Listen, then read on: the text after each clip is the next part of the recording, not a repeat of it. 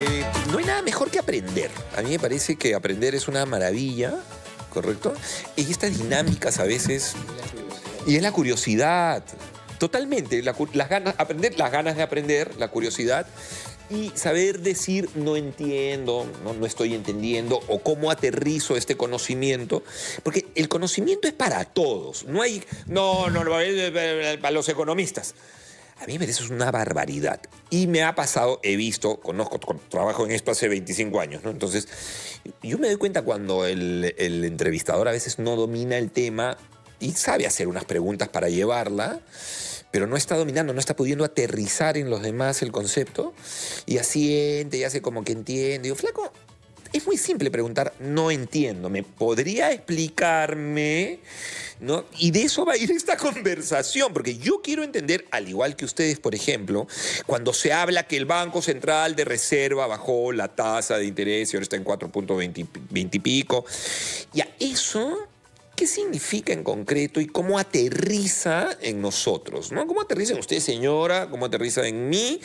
¿Cómo aterriza en nuestros días? ¿En qué cambia el juego de nuestra economía? Claro, hay un nivel macro, en grande, para todos, y en qué cambia en mí, cómo aterriza en ti. Y esa es la conversación que voy a tener con Melvin Escudero, economista. Así es que va a tener que explicarnos como para niñitos. Que está bueno, que además no es fácil, ¿ah? Ojo, bienvenido. Muchas gracias por la invitación. A ver, porque se escucha, ¿no? Bajó la tasa de interés y baja. Y bueno, y también el impacto de la baja del dólar tiene que ver con la baja de interés en Estados Unidos. ¿Qué significa eso en cristiano? Claro, primero hay que entender un poquito de economía. A veces resulta difícil, pero... Algo se llevó en el colegio, eso podemos algo llevar. A ver. La manera más simple de entenderlo es que todos tenemos dinero en el bolsillo. Correcto. O en una cuenta de ahorro, o le debemos a un banco porque compramos un auto o porque compramos una casa. Así es. Entonces, uno ya tiene activos, que es el dinero que tiene en el bolsillo o los depósitos, pero también tiene pasivos, obligaciones, porque te endeudaste nuevamente a través de un crédito hipotecario, o te compraste un auto a través de un leasing, o a través de una operación a plazos, ¿no? Ajá. Y mucha gente se ha comprado hasta la refrigeradora o la licuadora, sí, a plazos. A plazos. Ya, todas estas operaciones tienen un concepto que se llama la tasa de interés. Y la tasa de interés es el precio del dinero. Es el precio del dinero, correcto. Claro. Entonces, cuando yo veo la tasa de interés y está muy alta, significa que ese dinero no vale mucho. No vale mucho. Cuando la tasa de interés está muy baja, significa que la gente aprecia esa moneda, ese dinero vale. Correcto. ¿no? Entonces, ese dinero en el Perú se llama el sol. Ajá. ¿no? Y por esas cosas del buen trabajo que ha hecho el Banco Central durante más de 20 años, y obviamente la economía, en la parte macroeconómica, resulta que hoy por hoy en América Latina la moneda más sólida es el sol peruano. ¿No? Julio Velarde lo comentaba hace poco en una conferencia, en un roadshow en Europa. La moneda hoy día a niveles de 3.50 es el mismo precio que tenía en el 2000, 25 años después. ¿no? Claro. Eso muestra la estabilidad que ha mostrado nuestro país desde el punto de vista macroeconómico. Así es. No miremos la foto de los políticos porque ahí nos preocupamos. Cuando los políticos entran a tallar, recordaremos que hace un par de años, 3, si no me equivoco, llegó a 4.20 el dólar, correcto, por ejemplo. O sea, una barbaridad. Entonces, el dinero tiene un valor si está trabajando a través de un depósito a plazo, claro, a través de una inversión, digamos, en la bolsa o en otros productos financieros como los fondos mutuos, los fondos ETFs, etcétera. Ahí el dinero gana. Así es. ¿no? Pero uno, cuando se endeuda, cuando usa la tarjeta de crédito, el banco te está clavando una tasa de interés. Claro. ¿no? Entonces uno tiene que saber cuál manera me puedo endeudar para manejar en función de esa tasa de interés. Ahora, correcto, el otro concepto importante acá es que el dinero pierde valor en el tiempo. Entonces, ¿cuál es el enemigo que hace que el dinero valga menos? La inflación. La inflación. Anualmente ese numerito que sale, por el que se lucha y uno dice, ay, bueno, cuando proyectan, ¿no? 2.5 y luego hay el reajuste y dicen, bueno, no, parece que será 2.55. Bueno, pero 5 más. No, olvídate, eso es lo que está. Tu dinero vale menos, ¿correcto? Así es. Por eso es muy importante mirar la inflación, porque el dinero que tienes en el bolsillo, si no está en el banco o trabajando en algún lugar, correcto, del sistema financiero, los fondos mutuos, ese dinero en tu bolsillo no te genera retorno, pero sí te genera un costo. Ese costo es la inflación. Vale menos. Vale menos. Mi poder claro. adquisitivo, puedo comprar menos con ese dinero. Correcto. Menos de lo que compré. Sí, claro. Así es. Hubo una época en los 90, o inicio de los 90, finales de los 80, que mucha gente no se acuerda ya de esa época, donde la inflación en un mes era 40%. Claro. Hoy día estamos con inflaciones de un mes de 0.2, 0.3 y en un año 2%. En esa época teníamos inflaciones de 3.000% al año. Correcto. ¿Qué significa esto? La inflación ha sido en la historia de nuestro país un enemigo de la gente trabajadora. Por eso, cuando se hicieron los programas de estabilización, fueron muy dolorosos, pero han permitido que en los últimos 20 años la inflación de Perú sea también la más baja de América Latina. Correcto. De hecho, tenemos la inflación hoy en día a niveles de 2%. Eso es una maravilla. Es una maravilla, claro. Y es la más baja en América Latina e incluso es más baja que en Estados Unidos. Y es comparable con la inflación de Alemania, de Inglaterra, ¿no? Entonces, en términos de inflación, se ha hecho un buen trabajo. Mérito del Banco Central y del doctor Julio Velarde. Así es. Entonces hay que felicitarnos, porque ahí, además de la cocina, que es buena, y de tus programas que dan mucho humor, Velarde ha hecho su trabajo Indudablemente. de la inflación. Totalmente. Entonces, pero la inflación está referida a la tasa de interés. Entonces, cuando la inflación empezó a subir el 2022, 2023 y llegó a 8 o 9%, el Banco Central, para matar a ese fantasma que se llama inflación, que hace más pobres a los que menos tienen, subió la tasa de interés. tasa de interés. Estaba en 0,25 por la pandemia y subió la tasa de interés a niveles de 8%. Correcto. Y ha empezado a bajarla desde 2022-23 a este nivel que hace una semana la bajó a 4.25. Porque además, en ese subidón, también lo que estaba ocurriendo socialmente era que la capacidad adquisitiva se veía menguada. ¿Correcto? Por ende, preventivamente se toman estas medidas para que no tengamos mucho acceso al crédito o... en tanto y en cuanto vas a acceder a un crédito, pero luego no vas a poder pagarlo, ¿correcto? No vas a poder honrar esa deuda y entras en un bucle espantoso. Es correcto, ¿no? Entonces, cuando las tasas de interés suben, la economía sufre. Totalmente, claro, hay un ajustón La gente ahí. tiene menos plata para gastar. Hay menos plata para gastar. Y también las empresas les cuesta más Se inyecta menos dinero prestarse, también, así es. ¿no? Entonces, eso afecta al crecimiento de la economía, pero tiene una ventaja, mata la inflación. O sea, te lleva, te obliga, te arrincona a administrarte con lo que tienes y bueno, y lo es siempre, uno que hace un presupuesto mensual. Ok, ¿cómo estuvieron los números? Ya, algo no cuadra. Ajusto aquí, ajusto allá. Correcto. Entonces, hay que tener en cuenta que si la inflación está a niveles de 2%, el Banco Central todavía tiene espacio para bajar un poco más. Pero esto depende de otros factores. Uno de ellos es el tipo de cambio y también las tasas de interés, por ejemplo, en Estados Unidos. Claro. ¿Por qué? ¿Por qué importa la tasa de interés de un peruano en Estados Unidos? Porque resulta que la mitad de la economía maneja dólares. Es dolarizada. Claro. Entonces, a pesar de que nuestra moneda, digamos, legal es el sol, nuestra economía sigue manejando dólares. Entonces, las tasas de interés en dólares, porque uno se puede ahorrar y prestar en los bancos en dólares, ojo, en Brasil no lo puedes hacer, en Colombia, ni en México, ni en Chile. En Perú tú te puedes prestar en la moneda que quieras. Si quieres vas a renminbi, te lo prestan en renminbi, ¿no? Entonces esa es libertad. Pero el hecho de que tengamos la economía bastante dolarizada hace también que el Banco Central mire con mucho cuidado el movimiento en el dólar.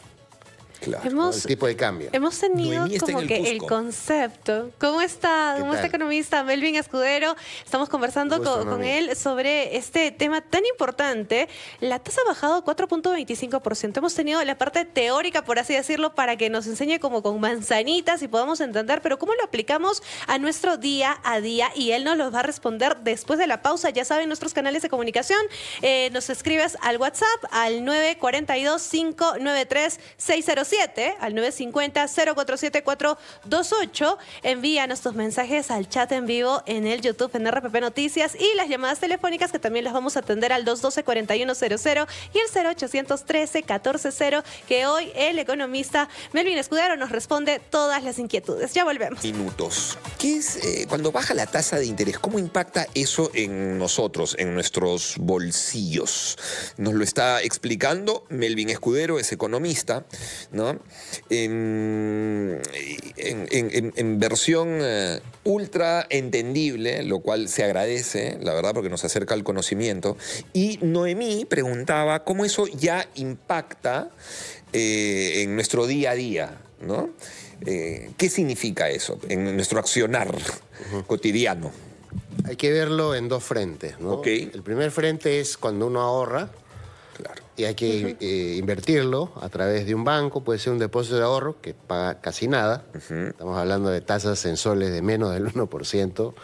Un depósito a plazo que paga mejor, pero las tasas en soles también han bajado. Han bajado. ¿No? Cuando estaba en 8%, por ejemplo, la tasa de interés del Banco Central, los bancos privados también estaban pagando 8, 7. Claro. Pero ahora que ha bajado a 4,25, ahora los bancos privados están pagando 4, 4,5. 4,5.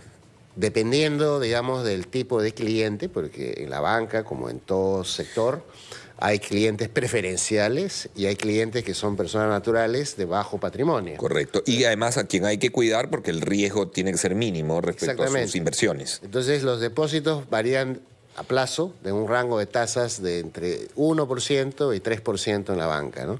Pero si usted es una persona rica, con empresas, todo, podría negociar al banco incluso hasta 4%. Seguro. Que está cerca de la tasa del Banco Central.